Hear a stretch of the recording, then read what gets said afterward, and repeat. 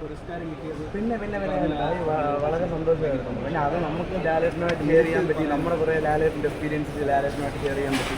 അത് നമ്മളെ സംബന്ധിച്ചിടത്തോളം ഇത് ഒരിക്കലും കിട്ടാത്ത ഭാഗ്യമാണ്. ആ ഒരു ടൈമിൽ പിന്നെ ഓണം ലാലേട്ടനോടെ സെലിബ്രേറ്റ് ചെയ്യാൻ പറ്റി. ഇതൊക്കെ എന്ന് പറഞ്ഞു കഴിഞ്ഞാൽ ലൈഫിൽ ഒരിക്കലും നമ്മളെ കൊണ്ട് പറ്റുന്ന കാര്യമല്ല.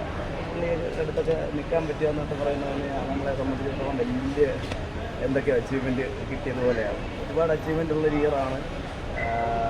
ഇനിയും തുടർന്ന് അങ്ങോട്ട് സംഭവിക്കട്ടെ. നിങ്ങളെല്ലാം പ്രാർത്ഥന സപ്പോർട്ട് ഉണ്ടാവട്ടെ. Thank you so much. അപ്പോൾ ഞാൻ എപ്പോഴെങ്കിലും തോന്നുന്നു ഞാൻ ഇറങ്ങാറായിരുന്നു, എപ്പോഴും പറയുന്നുണ്ടായിരുന്നു ഞാൻ ചിലപ്പോൾ അടുത്ത ആഴ്ച എപ്പോഴോ ഏതോ എപ്പിസോഡിലെന്തോ. പക്ഷെ നമ്മൾ അവിടുത്തെ ആ സിറ്റുവേഷൻ നമ്മൾ ഭയങ്കര മെൻ്റലി ഡൗൺ ആണ് ബ്രോ. അതിനകത്ത് നിങ്ങൾ വിചാരിക്കുന്നതും നിങ്ങൾ എക്സ്പെക്ട് ചെയ്യുന്നതൊന്നും അല്ല. അതിനകത്തെ എക്സ്പീരിയൻസേ വേറെയാണ്. പ്രഷർ കുക്കർ തന്നെയാണ്. പ്രഷർ കുക്കറൊന്നും അല്ല ബ്രോ. പ്രഷർ കുക്കറൊന്നുമല്ല. ഒരു പ്രഷർ കുക്കറിനകത്തുള്ള ഫീല് നിറച്ചൊരു ഹൗസ് അങ്ങനെ പറയണം.